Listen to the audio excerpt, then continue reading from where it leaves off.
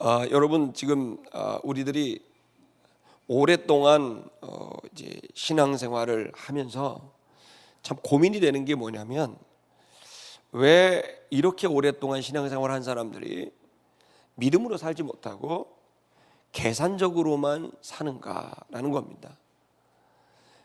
그래서 우리가 존경할 만한 그런 대상자인 지도자들, 기독교 지도자들이 그렇게 돈이나 권력이나 여러 일들에 있어서 그 세물하고 또 아주 타산적으로, 계산적으로, 현실적으로 뭔가를 결정하며 가는 걸 볼 때 약간 좀 실망이 되기도 하고, 근데 그 다른 사람보다도 우리가 하나님 앞에 섰을 때 우리 자신도 내가 이렇게 오랫동안 신앙생활을 했는데 어떻게 나는 계산적이고 타산적인 삶을 살아가는가, 이 고민이 우리 속에 있는 겁니다. 오늘 본문의 말씀의 내용은 여러분이 너무나 잘 알고 있는 오병이어의 기적입니다. 근데 이 오병이어의 기적의 말씀을 저와 여러분이 이제 보게 되는데, 여기에서 핵심적인 주요 인물들이 나옵니다. 빌립, 안드레, 또 무명의 소년, 또 무리들, 이들과의 대화를 통해서 예수님께서 전해주고 싶었던 내용이 뭐냐면 바로 우리 이 고민입니다. 믿음이 부족해서 계산적으로만 살아가고 있는 제자들에게 무엇이 필요한 건지, 그들이 정말 좀 초점을 맞춰야 될 게 무엇인지, 그 부분을 얘기하는 겁니다. 오늘 우리들은 꿈이 있습니다. 작은 예수의 삶을 살고 싶고, 우리를 통해 선한 영향력이 흘러가게 되기를 기대하고, 또 우리의 직접적인 전도와 삶을 통한 간접적인 전도가 나오게 됐을 때 이 세상의 물질주의, 성공주의에 가득해 있는 세상 사람의 감동을 줄 수 있는 삶을 꿈꾸고 있습니다.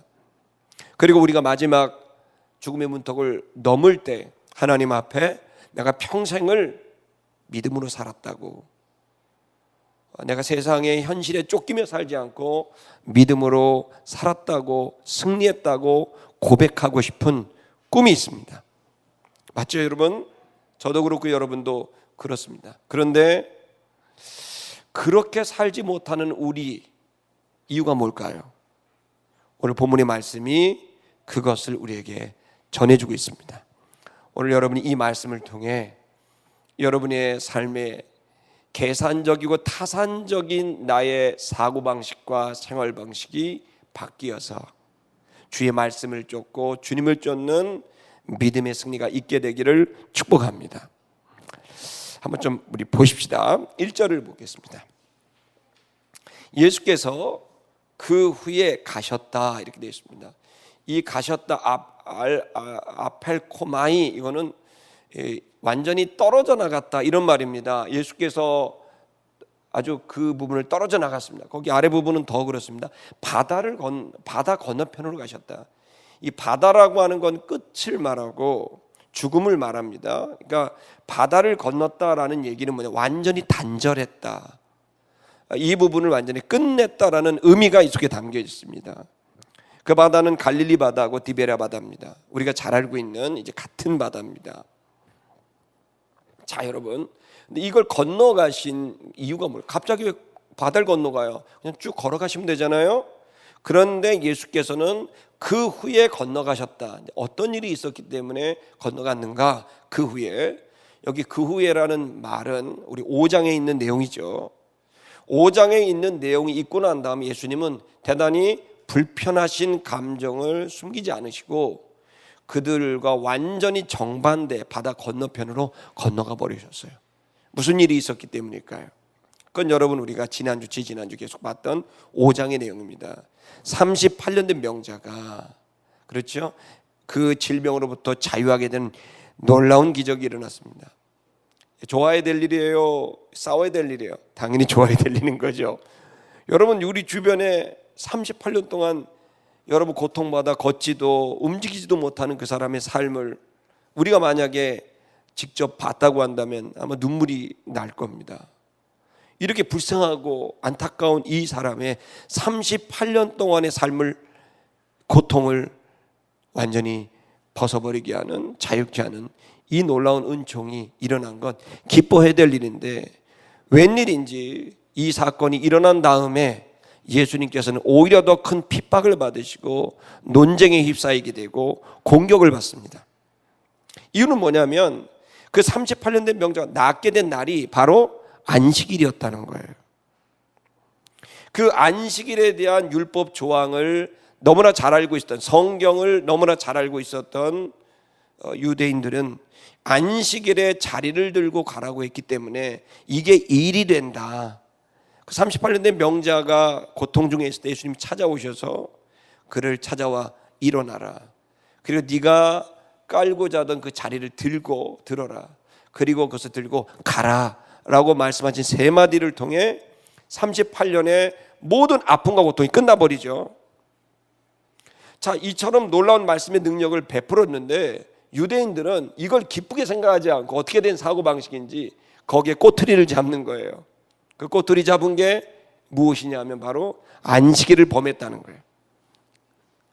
여러분, 우리가 지금 이 상황이 어쩌면 오늘날에 오랫동안 신앙생활한 사람들 중에도 이 일이 일어날 수 있어요. 예를 들어 제가 예전에 청년부를 담당했던 어떤 교회에서 담배 꼴초가 있었습니다. 집에 가니까요, 문을 열자마자 대문에서 담배 냄새가 가득 찼는데 개방을 열었더니 이건 담배 냄새가 아니야. 이건 완전히 사람을 죽이는 가스실이에요. 그렇게 살고 있던 애가 있었어요. 살이 얼마나 막 방을 안 나오고 담배만 피워갖고 살이 얼마나 이런지 막 덩치가 막 100 몇십 킬로가 된 거예요. 너무 잘생겼던 애가 어떤 마음의 상처가 있었던 거예요. 얘를 살릴 수 있는 방법은 예수 믿게 하는 방법밖에 없어서 걔와 친해지고, 그리고 걔를 통해서 네가 살 길, 너 잘 살고 싶지? 예, 살 길은 예수님밖에 없다. 예배부터 가자. 그거부터 하자. 그리고 끌고 왔어요. 근데 얘가 담배가 끊어집니까? 임백인 애가 하루에 몇 갑씩 피는데, 그런데 얘가 이제 억지로 온 거예요. 근데 왔는데 예배당 들어가기 전에 마지막 라스트 구름 과자를 이제 먹고 가야 되는 거야. 그래갖고 예배당 담이 있었는데 그 옆에서 라스트 하나를 피다는데 장로님이 그걸 본 거예요. 안내 보던 장로님이. 그 형제가 이제 딱 올라왔는데 그 형제를 향해서 교회 오려면 담배 피고 오지 말라고, 당장 나가라고. 그래갖고 걔가 그 얘기를 듣고 또 잠수를 타고 더 깊은 세계로 잠수를 타버린 거야. 내가 그 장로님한테 들었어. 장로님의 신앙은 이해합니다. 그러나 교회가 있는 목적은 뭡니까?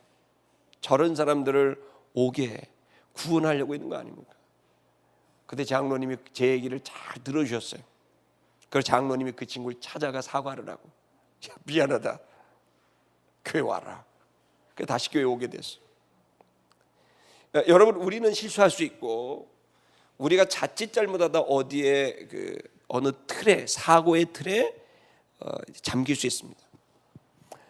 근데 좀 더 우리가 고민해 봐야 될 것은, 지금 우리가 계속 이런 실수에 빠지지 않게 되는 것은 이 모든 말씀의 본질과 그리고 그 핵심을 이해하게 됐을 때 우리는 좀 더 우리에 있는 많은 사고방식과 이 조항들을 잘 해석할 수가 있게 됩니다. 그러나 유대인들은 그 본질을 보지 못했어요. 성경의 본질이 뭡니까? 바로 아들 예수 그리스도, 그 선지자를, 메시아를 보내는 것인데, 그걸 증거하는 게 성경의 본질이었고, 그를 보낸 하나님의 마음이 본질이었고, 그를 보낸 하나님의 사랑, 그리고 그가 감당한 은혜, 이것들이 그 본질인데, 이걸 놓치고서는 율법의 조항과 성경의 지식이 그들을 본질을 놓치고 엉뚱한 결과, 엉뚱한 행동을 하게끔 만든 거죠. 자, 그때 더 심한 건 뭐였냐면, 예수께서 안식일에 이렇게 일하는 것에 대해서 이야기하자 예수께서 무슨 말씀을 하셨냐면, 아버지가 일하시니 나도 일한다고 말씀하신 거예요. 그 일을 또다시 꼬투리를 잡는 겁니까? 하나님이 네 아버지라고? 이 일은 하나님을 자기의 친아버지라고 부른 이 일을 또다시 꼬투리를 잡는 거죠. 그러면서 이야기를 이제 논쟁이 벌어지게 됐을 때 예수께서 말씀하신 거예요. 내가 심판하는 권세를 아버지께로부터 받았다. 오히려 더 심하게, 이건 더 아주 그 하나님께 가진 이 진실과 진리를 그냥 막 말씀을 해 주시게 됩니다. 내가 심판하는 권세를 내가 가지게 됐다. 근데 내가 이러한 자유라는 것을 무엇으로 입증할 수 있냐, 무엇으로 증거를 받을 수 있겠느냐라고 했을 때 이 사람들의 증거를 요구를 하게 된 거죠. 또 예수님께서 그들을 향해서 그 마음을 하시고 하셨던 것은 내가 나를 증거하지 않는다. 그리고 너희들은 서로 증거를 하지만 그 증거를 하는 게 아니라 너희가 존중하는 존경하는 세례요한이 나를 증거를 했지만 나는 세례요한의 증거를 받아서 증명되는 자가 아니라 세례요한의 증거보다 더 큰 증거를 아버지께서 하고 계시다. 그래서 내가 나를 입증할 필요가 없이 하나님이 나를 입증해 주신다라고 말씀하시면서 그 증거가 뭐라고 말씀하셨습니까? 여러분 가지고 계신 성경을 좀 찾아보시면 좋겠는데요. 그것은 이제 5장 36절입니다. 5장 36절을 여러분 한번 앞에 보시면 이제 잘 방송실에서 해줬습니다. 읽어볼게요. 시작. 내게는 요한의 증거보다 더 큰 증거가 있으니, 요한이 예수님에게 세상죄를 지고 가는 하나님의 어린 양이라고 자기 제자를 예수님에게 붙이면서 바로 그분이라고 얘기를 했죠. 자, 요한의 증거가 위대하고 크죠. 근데 그 증거도 사람의 증거일 뿐인 거죠. 자, 요한의보다 더 큰 증거가 있다. 읽을게요. 시작. 아버지께서 내게 주사 이루게 하신 역사, 곧 나의 하는 그 역사가 아버지께서 나를 보내신 것을 나를 위하여 증거하는 것이다. 하나님이 나를 보냈다, 심판자로 구원자로 보냈다라고 하는 증거는 요한이 한 증거 갖고는 안 된다. 그것은 하나님이 직접 증거하셨는데, 그럼 하나님이 증거하는 게 뭐냐? 하나님이 증거는 바로 그 역사가 일어나는 것, 사건이 일어나는, 기적이 일어나는 것이 아버지께서 나를 보냈다라고 하는 아버지의 증거다라고 말하는 겁니다. 자, 이 얘기를 이제 하시게 되자 그러면서 본인의 이 증거를 가지고 있다고 얘기를 했지만 유대인들이 절대로 계속 믿으려 하지 않는 겁니다. 그래서 예수님은 더 이야기를 한 거예요. 그거는 뭐냐면 너희는 하나님의 음성을 들어본 적도 없고 너희들은 하나님의 형상을 본 적도 없다. 왜인 줄 아냐? 너희 안에 말씀이 없기 때문이다. 아니, 말씀 전문가들인데 예수님이 뭐라냐면 너희 안에 말씀이 없기 때문이다 라고 하는 겁니다. 그리고 너희들은 서로 영광을 취하면서 있지만 그러나 나는 아버지께서 나를 위하여 영광을 보여주셨고 아버지의 영광으로 나는 살고 아버지의 증거로 산다. 그러면서 이들이 하나님으로부터 오는 것을 받고 싶은 게 아니라 자기들이 가지고 있는 지식을 갖고 계속 서로 증거를 하면서 그 속에 갇혀져 있는 하나님 없는 그들의 신앙의 체계를 예수님이 지적을 하고 계시는 거예요. 여러분 5장의 그 마지막 부분을 좀 한번 읽어보실 필요가 있는데, 자, 그러면서 46절, 우리 5장 46절 47절 좀 읽겠습니다. 시작. 모세를 믿었다면 또 나를 믿었으리라. 이는 그가 내게 대하여 기록하였습니다. 무슨 얘기냐면 이들이 계속 이야기하고 달달 외운 모세의 기록들인데, 근데 이들은 이 모세의 기록에서, 즉 모세와 같은 그 선지자를 보내겠다고 한 글이 그거의 결론이에요. 근데 그 선지자를 맞을 준비를 하지 않고 찾으려고 하지도 않는다는 거예요. 그냥 계속 모세의 그 글들을 연구하고 나누고 서로 증거하는 것만 하는 거예요. 즉 모세를 믿지 않는 거죠. 모세가 이 모든 기록을 통해 전달하고 싶었던 건 그리스도 메시아가 나타날, 그 선지자가 나타날 것이니 그를 기다리라라고 하는 것이 모세의 율법의 결론인데, 이 본질적인 결론을 집중하지 않고 모세의 그냥 율법의 내용들을 갖고 그것으로 서로 주고받으면서 시간을 보내고 있는 종교 생활을 하고 있는 거라는 거죠. 결국 그 결론에 이르지 않는 이유는 너희가 모세를 믿지 않기 때문이다. 모세를 통해 하나님이 그 선지자를 보내겠다는 그 약속을 믿지 않는다. 더 얘기하는 것은 47절 읽을게요. 그러나 그의 글도 믿지 아니하거든 어찌 내 말을 믿겠느냐 하시니라. 얼마나 기분이 나쁘셨는지. 너희는 모세의 율법을 연구하고 그것으로 신뢰하지만 그러나 정작 모세를 믿지 않는다. 모세의 글도 믿지 않는다. 그러니 내 말을 믿겠느냐. 그러면서 그들과 완전히 단절해 버리는 거예요. 그들의 불신앙. 믿으려고 하지 않는 거예요. 믿으려고 하지 않는 거라는 거죠. 예수께서 지금 지적하신 내용은 뭐냐면 예수님이 지금 이 영적인 하나님이 보내신 존재라는 걸 증거하는 것은 뭡니까? 바로 역사라고 하는 것이고, 반대로 유대인들이 계속 주장하고 있는 것은 율법의 내용인 거예요. 자, 여러분, 무엇이 더 우리가 취해야 될 것이냐? 물론 둘 다 중요합니다.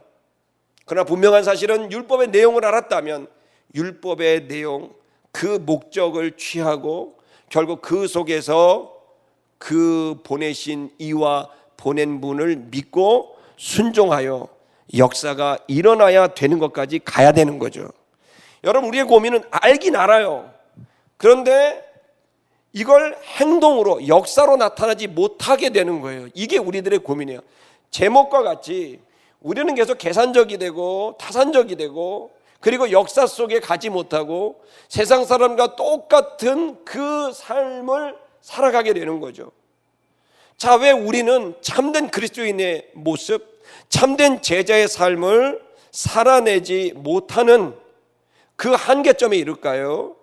그 이유는 우리가 아는 것이 우리가 행동하는 것으로 바뀌려고 한다면 믿음이라고 하는 스위치가 연결이 돼야만 아는 것이 행동으로 나오고 행동이 역사가 될 수 있는 거예요. 동서고금을 막론하고 모든 인간들은 믿음을 갖고 신념을 갖고 사는 거예요. 본인들이 정치적 이데올로기를 갖게 되면 그것을 믿고 그것에 대한 신념을 갖고 행동하게 되죠. 여러분, 민주화가 그렇게 일어난 거 아닙니까? 우리나라 민주화가 어떻게 이렇게 민주주의가 될지. 그러나 그들의 신념을 갖고 그 자신을 던지게 됐을 때 역사가 바뀌게 되지 않습니까? 직선제 개헌으로 바뀌지 않았습니까? 그들이 가지고 있는 신념들입니다. 여러분, 독립운동을 했던 우리들의 선배들을 보십시오. 그들은 평범한 사람들이었지만 그들은 내가 이렇게 살면 반드시 조선이 독립을 할 거라는 신념을 갖고 있었던 거예요.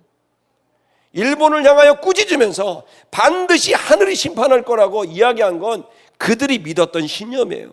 그래서 그들은 그 믿음을 갖고 꿈을 신념으로 만들고 그리고 그것에 행동하게 됐던 거죠.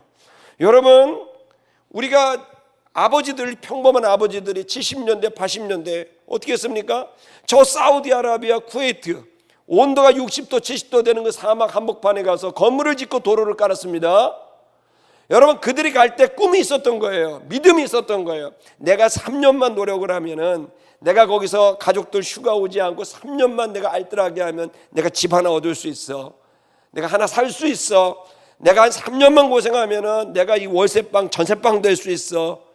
그 믿음을 갖고 그 신념, 그 꿈에 대한 신념을 갖고 행동하게 돼서 여러분 움직이는 거 아닙니까? 인간은요, 안다고 행동하는 게 아니에요. 안 것을 믿어야 되는 거예요. 그것을 알게 하신 이를 믿든 그 안 것을 믿던 믿음이 곧 행동으로 나올 수 있게 돼요. 그래서 히브리서는요, 세상을 이기는 건 믿음이라고 한 거예요. 그 믿음은 행동하게 하거든요. 행동을 할 때 세상의 현실 속에 이것이 사건이 되고 역사가 되기 때문에 믿는 것, 그것을 신념으로 만드는 것, 이것이 행동과 역사를 만들어낸다는 거예요. 지금 예수님이 유대인들에게 지적하는 건 바로 그들이 기적을 일으킬 만한, 이들이 그들의 삶에서 벗어나는 자유를 일으킬 만한 그 믿음이 없다는 거예요. 하나님과 하나님의 말씀을 믿지 않기 때문에 그들은 행동하지 않는다는 거예요. 자, 이러한 지식만을 추구하는 이들, 그걸 통해 종교 생활을 영위하고 있는 이들, 그들에게서 건너와 버리신 거예요. 단절해 버린 거예요. 이것이 결국 인간들을 계속 끊임없이 그 구렁텅이에서, 수렁에서, 늪에서 나오지 못하게 하는 이유다. 그렇다면 여러분, 아름다운 성도 여러분, 저는 저와 여러분들이 지금 우리에게 있어서 하나님의 그 역사가 저와 여러분의 내면에, 여러분의 삶 속에 있게 되기를 꿈꿔봅니다. 자, 그리고 여러분의 삶이, 여러분 누가 알겠습니까? 여러분이 만약 여러분이 정말 믿음으로 살아가게 됐을 때 여러분들을 통해 여러 사람들이 생명을 얻고 그들이 여러분을 통해 일어나서 여러분들을 통해 하나님의 나라를, 그리고 하나님의 사랑의 문명을 만들어가는 일이 여러분의 가족과 여러분의 만나는 사람들 가운데 있게 될 것을 여러분 왜 일어나지 않겠습니까? 그런데 만약 우리가 그렇게 사람들 앞에 알기만 하고 말만 하는 자로 있다면, 죄송한 말인데 절대로 일어날 수 없는 일이에요. 그 역사가 일어나야, 사건이 일어나야 여러분 그 여기서 말하고 있는 새로운 기적의 역사들이 여러분 우리의 꿈이 실현되리라고 믿습니다. 자, 여러분, 그래서 이 본문에서 바로 이 역사에 대한, 그리고 또 그 믿음에 대한 우리의 계산적이고 타산적인 세속적인 우리의 사고방식에 대한 그걸 부정하는 것이 아니라 그 위에 믿음이 있어야 된다는 걸 말씀하고 있습니다. 좀 더 보십시다. 2절을 보면 큰 무리가 그를 따르게 됐습니다. 예수님을 따라왔습니다. 이것은 그들이 표적을 봤기 때문입니다. 그 역사를 본 거죠. 그건 뭡니까? 병인에게 행하였던 표적을 세메이온, 이제 사인이라는 영어의 어원인데 그 사인을 본 거죠. 그걸 통해 그들은 뭔가 감동을 받았어요. 저 사람 보통 사람이 아니고 하나님이 보낸 사람이다라는 표적을 이제 본 겁니다. 저것은 메시아에게, 그 선지자에게 나타나는 일이다라는 생각을, 38년 된 병자를 고치시는 그 장면을 통해 사람들이 이제 깨닫게 된 거죠. 그래서 어떻게 됩니까? 쫓아왔습니다. 어떤 사람들은 메시아인지 확인하려고 왔을 수도 있고, 어떤 사람들은 병을 고치고 자신의 현실의 문제를 해결하고자 온 사람들도 있을 거예요. 근데 이 본문에서는 이걸 부정적으로 표현하고 있지 않습니다. 자, 저를 보십시오. 자, 여러분, 우리는 우리의 믿음이 가끔 우리는 너무 위대하고 대단한 믿음을 이야기할 때가 있어요. 기복주의를 공격하고, 어떻게 교회 오는데 복 받으려고 오냐, 부자 되려고 오냐, 건강해지려고 오냐, 이렇게 오는 거는 하나님 앞에 합당하지 않다라고 하는 하나님의 나라와 의를 구하는 신앙을 가져라. 다 맞는 말인데, 그러나 하나님을 덜 이해한 거예요. 우리를 덜 이해한 거예요. 사실 우리는 생각보다 대단하지 않아요.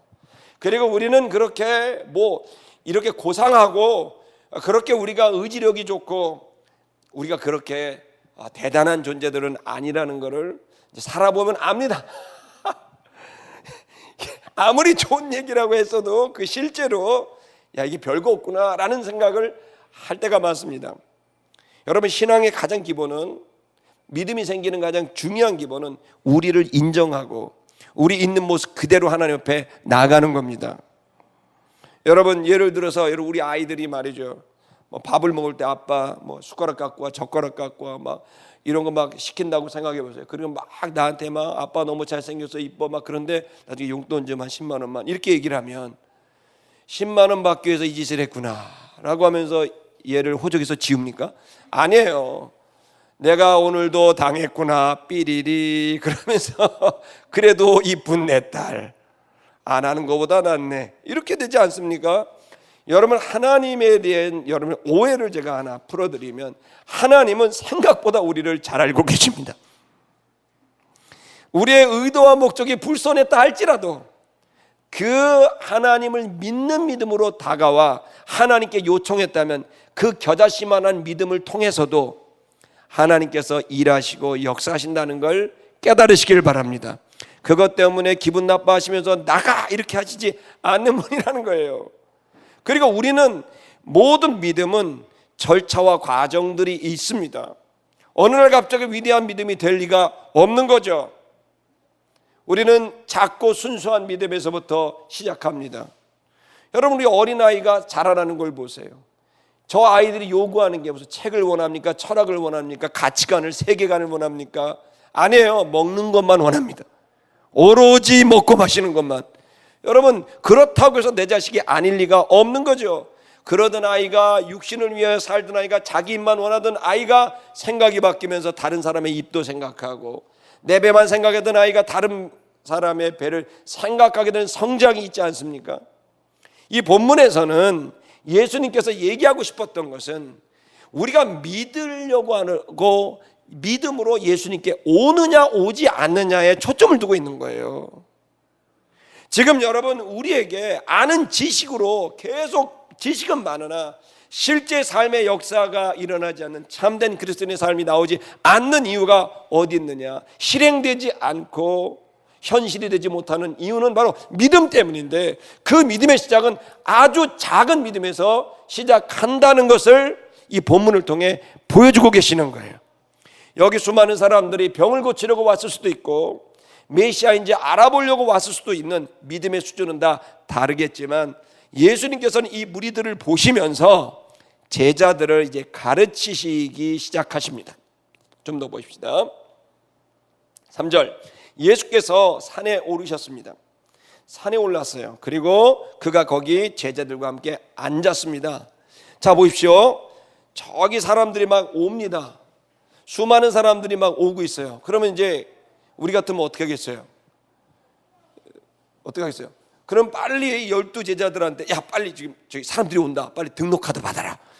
새신자 교육해야 되고, 지금 이제 한 400명씩 가면 5,000명 되니까 12명 빨리 해갖고 해라, 뭐 이렇게 하지 않겠습니까? 모으려고.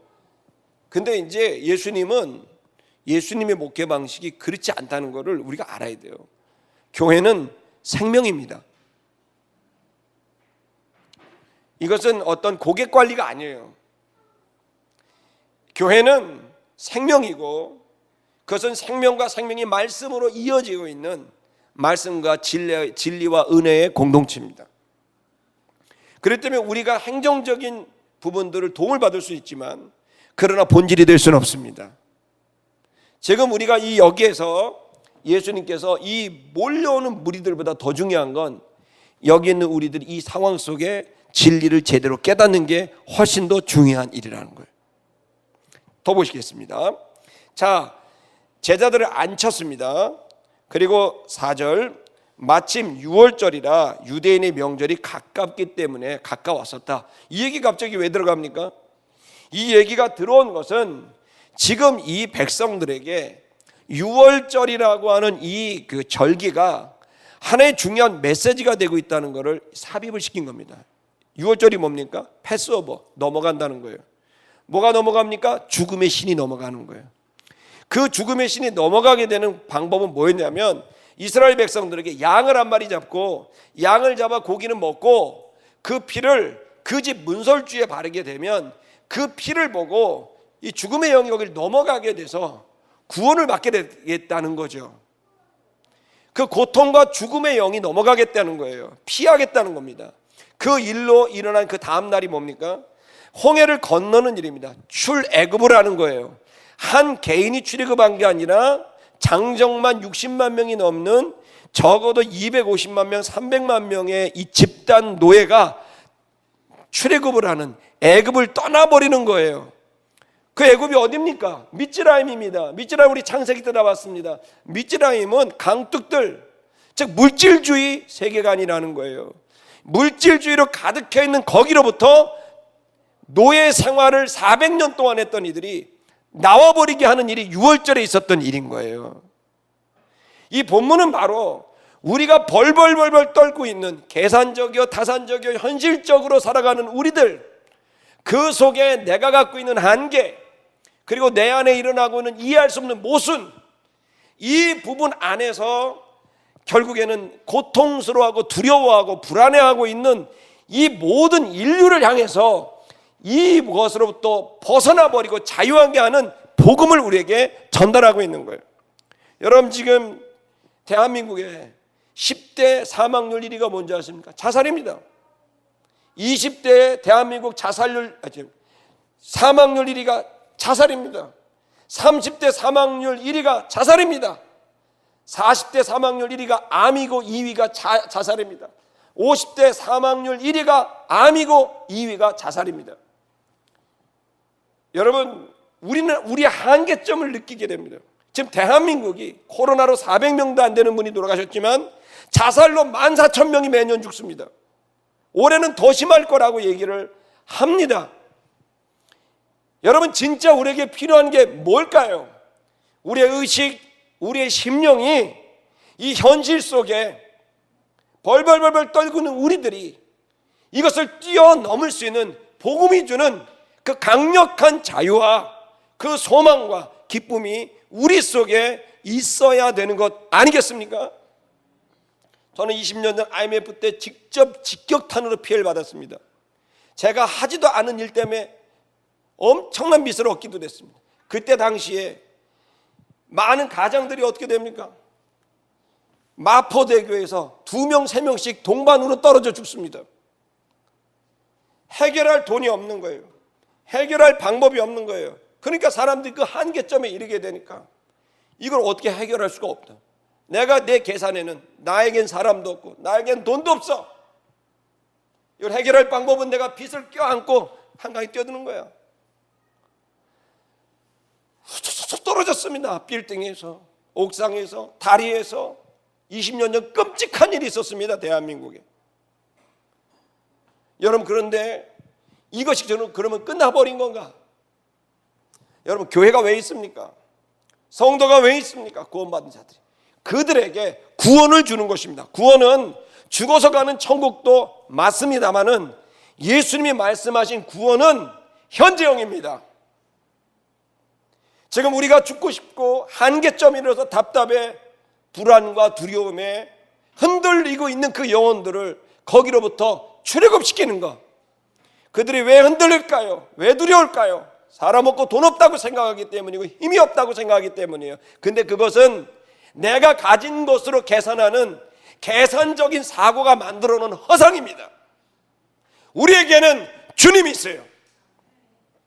38년 된 병자에겐 예수님이 있었듯이 왕의 신하에게는 죽어가는 아들을 갖고 있는 그 왕의 신하의 애절한 아버지에게는 예수님이 있었듯이 우리에게는 예수님이 있단 말이에요. 그는 구원자예요. 그는 임마누엘이에요. 함께하는 분이에요. 그의 이름은 구원이에요. 살리는 분이라는 거예요. 그 구원은 죽어서도 구원이지만 살아서도 구원이에요. 그분께 가기만 하면, 주의 이름을 부르기만 하면, 그 손을 붙잡기만 하면 누구든지 주의 이름을 부르는 자는 구원을 얻겠다고 하셨습니다. 사람들이 왜 죽습니까? 돈 없어서요? 사람 없어서요? 아니요, 예수 없어서 죽어요. 그 신락 같은 믿음이 없기 때문에 낙심하고 좌절하고 끝을 생각하는 거예요. 6월절 그 죽음과 고통에 그 영이 넘어가 버리는, 피해버리는 출애굽, 그 구원의 시기가 다가오고 있었다는 거예요.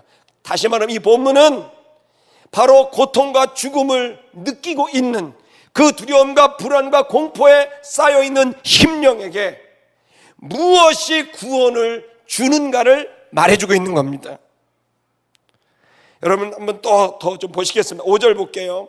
예수께서 눈을 들었습니다. 그리고 오는 자기에게로 오는 큰 무리를 바라보시면서 빌립에게 말했어요. 참 재밌죠? 예수님이 눈을 들어서 이렇게 보더니 저기 무리들이 막 수천 명이 옵니다.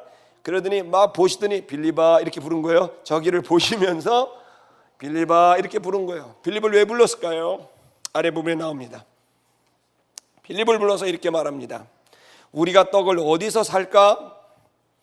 사람들로 먹을 수 있을까? 자, 빌립은 성경에서 좀 예수님의 제자 중에서 조금 늘 허둥지둥하고 영적 분별력이 떨어지는 사람으로 나옵니다. 사도행전에 나온 전도자 빌립이 아니라 사도 빌립입니다. 그것도 뭐 나쁘거나 그런 게 아닙니다. 그는 영적인 이해력이 좀 떨어졌습니다. 반면에 현실적 이해력은 짱. 그는 계산적이고 타산적이고 현실적이에요. 근데 영적인 이해력이 너무 떨어져 갖고 예수님과 대화하다가 몇 차례 예수님의 핀잔을 들은 적도 있습니다. 왜 그럴까요? 영을 현실에 너무 매몰되어 있고 그 속에 밝았던 사람이에요. 자, 현실에 밝은 건 중요한 겁니다. 그러나 이 빌립이 반드시 갖춰야 될 건 영적인 이해인 거죠. 현실적 감각 이상으로 중요한 게 영적 감각인데 빌립은 현실적 감각은 컸지만 영적 감각이 떨어진 사람이에요. 계산적이고 타산적이죠. 자, 그 빌립을 불러요. 왜 그럴까요?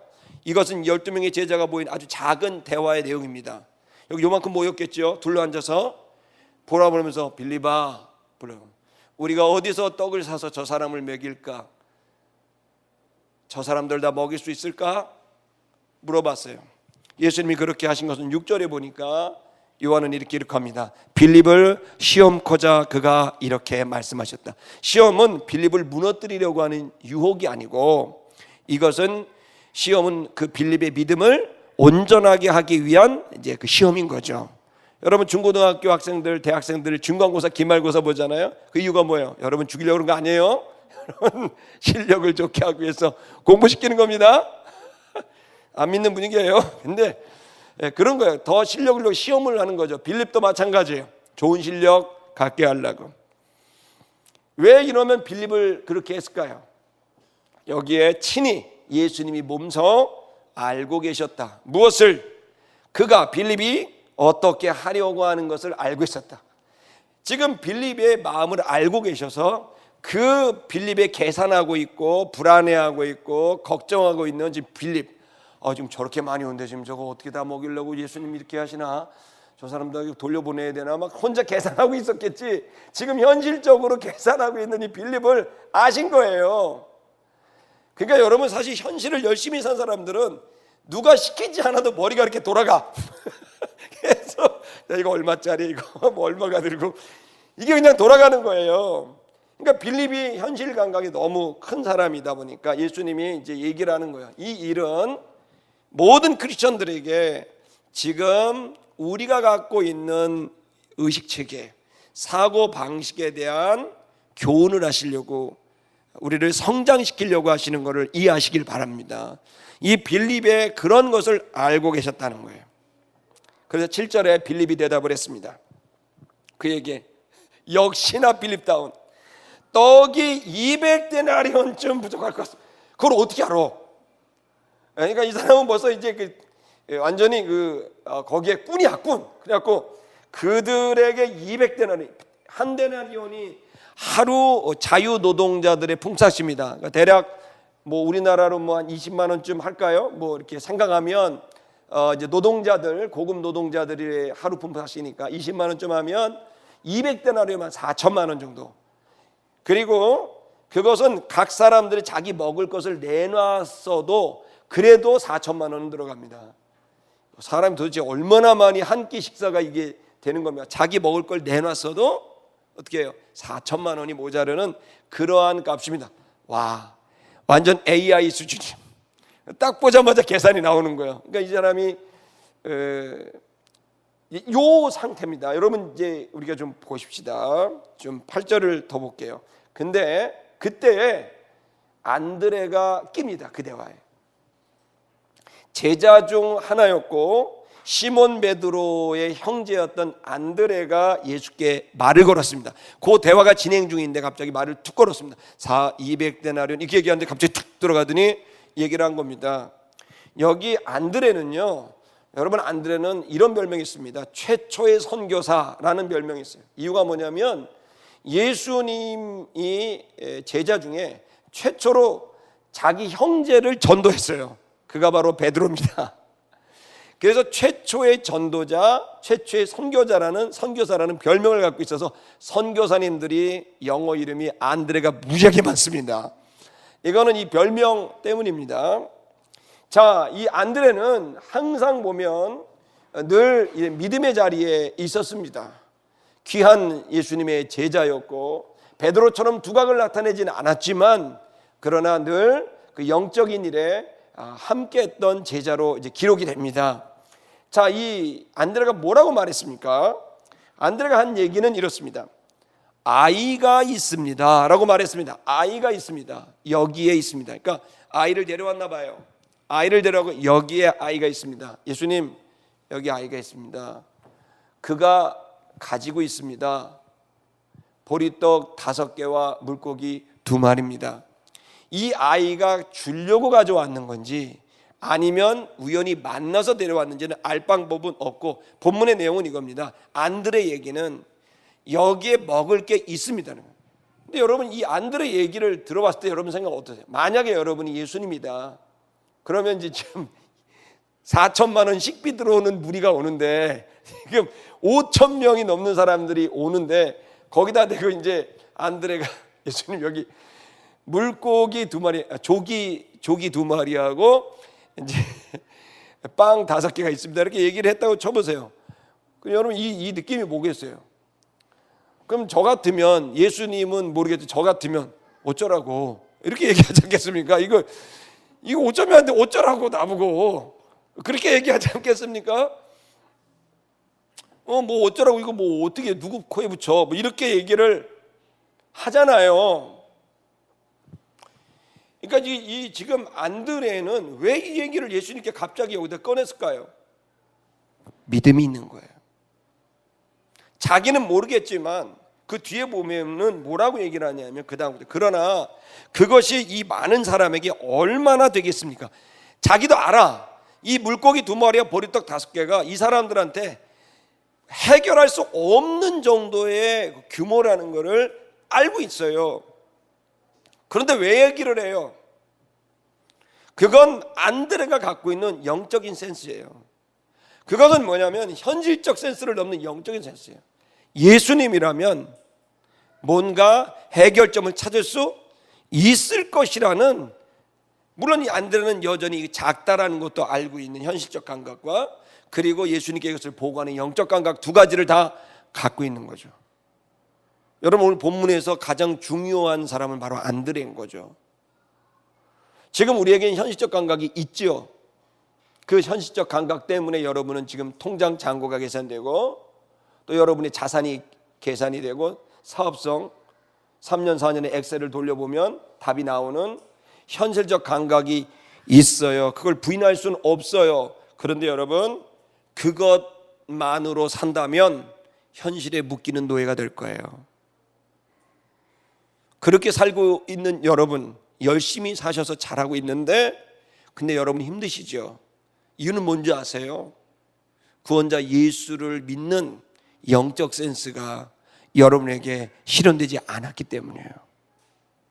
계산하셔도 되는데 주님께서 여러분과 함께 계시고 여러분이 가지고 있는 이 적은 소유를 주님께 드리는 영적인 헌신과 움직임이 있게 된다면 저는 분명히 주께서 여러분에게 깊은 평안과 넘치는 기쁨과 참된 자유를 여러분에게 선물로 주실 겁니다. 자, 여기에 안드레가 갖고 있었던 것은 믿음입니다.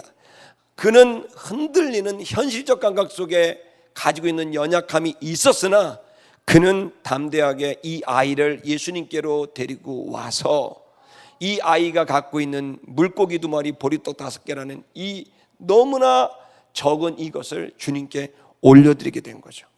아름다운 성도 여러분, 지금 우리가 계산적이고 현실적, 저도 계산적이고 현실적으로 초등학교 5학년 때부터 일을 했잖아요. 저는 뭐 신문 배달, 우유 배달, 뭐 오뎅 공장, 뭐 두부 공장, 진짜 뭐 다 해봤던 것 같아요. 초등학교 5학년 때부터 계속 일을 해왔으니까. 근데 그러니 저도 모르게 계산이 나오고 저도 모르게 막 생겨요. 근데 그것이 계속 되다 보면 영적인 감각을 잃어버렸을 때는 그건 내가 완전히 속박당해 버리는 거예요. 그 굴레 속에 들어가 버려요. 아름다운 게 성도 여러분, 그렇게 사는 것에서 출애굽해야 돼요. 나오셔야 돼요. 아멘. 주님을 믿는 거죠. 이스라엘 백성들이 그 피를 바르면 날 거라는 믿음을 가졌듯이, 그 피 바르고 안 바르고 무슨 상관이 있어요. 양피야 맨 센 건데, 근데 그 양피를 바르면 구원받을 거라는 이 믿음,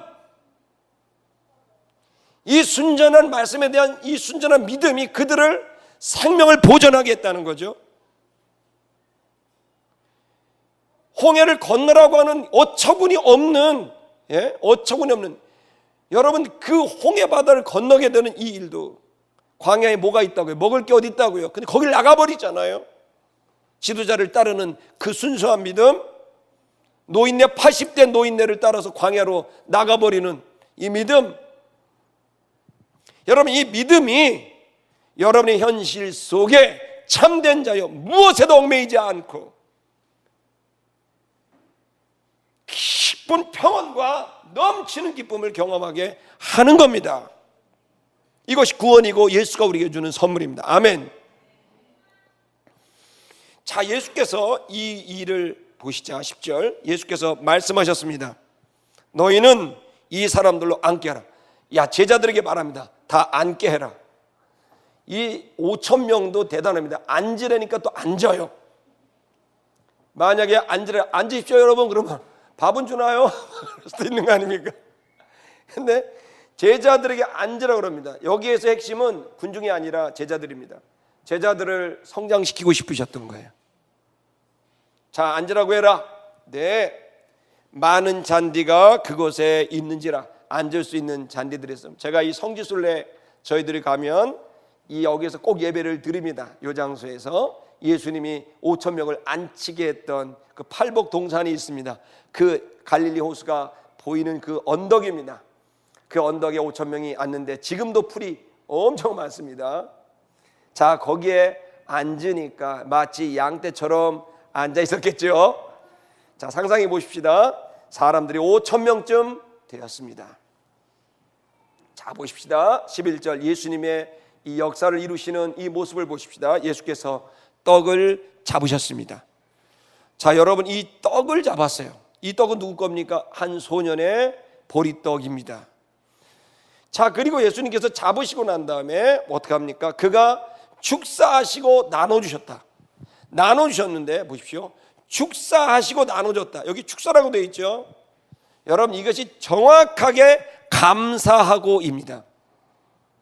저 단어는 정확하게 은혜와 자비를 감사하다라는 단어입니다. 자, 여러분 기적이 어디서 일어납니까? 나는 해야 될 일이 5,000명을 먹여야 되는데 내 손에는 보리떡 5개와 물고기 2마리밖에 없어요. 만약에 우리가 그 입장이라면 어떻겠습니까? 낙심하겠죠. 이건 하라는 거예요, 말라는 거예요. 다 포기하겠죠. 그러나 여러분 여기서 믿음으로 기적을 체험하는 진리 원리가 있습니다. 그것은 그 나머지 남아있는 하찮아 보이는 그것을 감사하는 거예요. 할렐루야.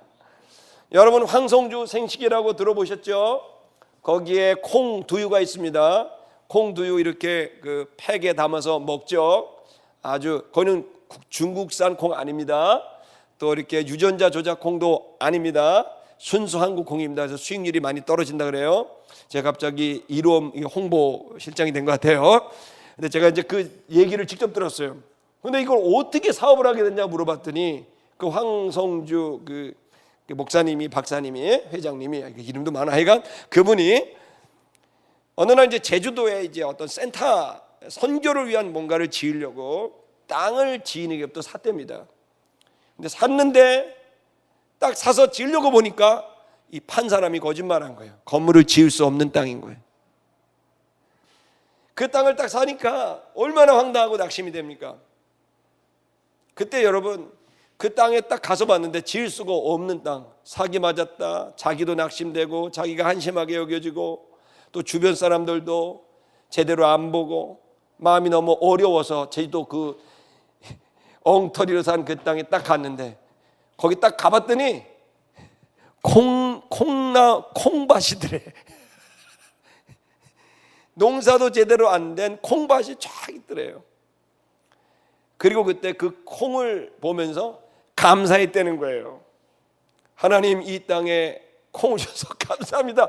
그래서 이걸로 뭘 할까요? 그래서 만든 게 콩두유예요. 그래서 그분이 감사운동을 하세요. 우리 교회 와서도 감사운동에 대한 얘기를 하셨죠. 근데 그게 그 있었던 일인 거예요. 여러분, 그 일이 이제 사업이 되게도 됐습니다. 여러분, 믿는다는 건 지금 있는 것을 감사한다는 것입니다.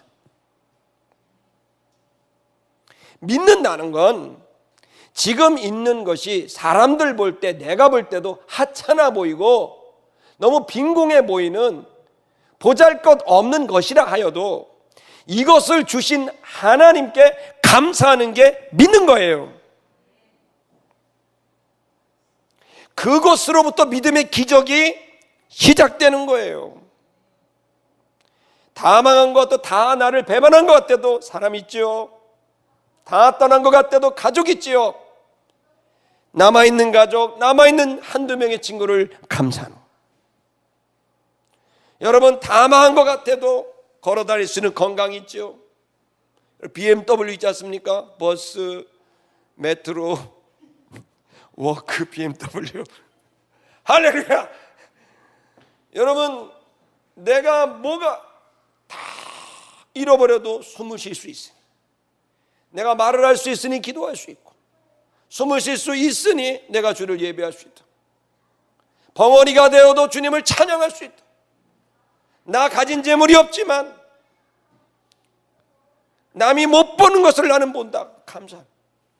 그것이 믿음의 기적을 일으키고 그것이 현실을 뛰어넘는 역사를 만드는 일입니다. 여기 예수님이 이 제자들에게, 오늘 우리들에게 이걸 성장시키고 싶은 거예요.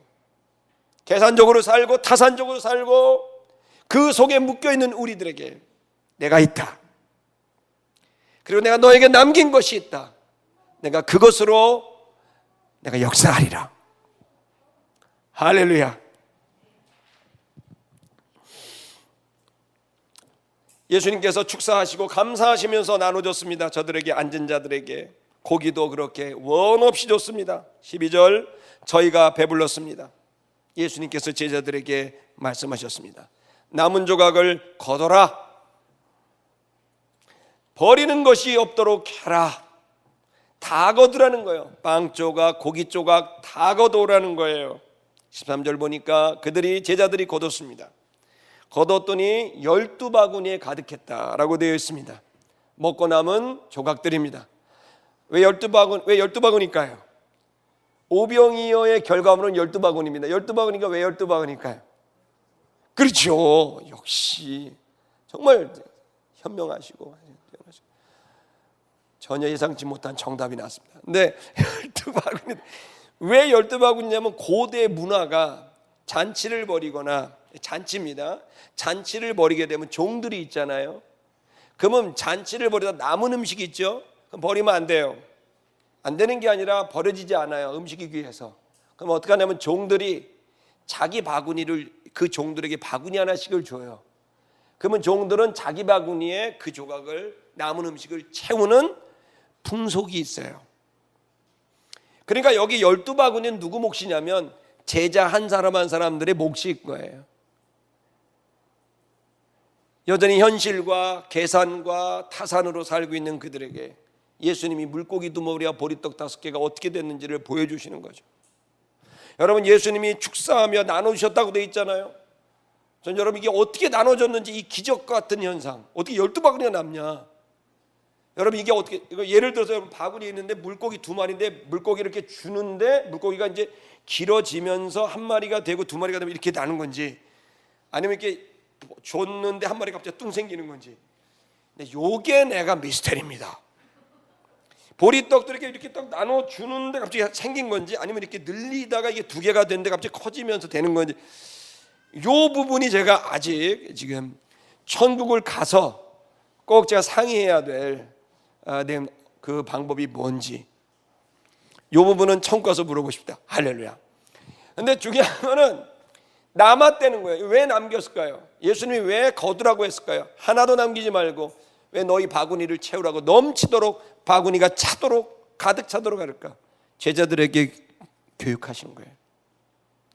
얘들아, 계산하고, 그리고 너희들이 이 안에 사는 것 그건 이해하지만, 그러나 너희가 믿음으로 살면 넘치도록 복을 얻는 거야. 네가 이것을 믿고 너의 신념으로 삼아 믿음으로 살게 되길 원한다. 여러분, 이 기적을 통해 제자들에게는 그들의 계산과 한계를 뛰어넘는 예수님이 가지고 계신 풍요로움에 대한 기대와 소망을 갖게 했고, 14절, 그 사람들, 무리들에게 사람들이 말을 했습니다. 이 표적 행하시는 것을 보고 이는 세상에 오실 참 그 선지자이다. 사람들은 이 역사를 통해 하나님이 보내신 자가 예수라는 걸 알게 된 거죠. 자, 여러분, 지금 오늘 우리들이 지식의 시대를 살고 있습니다.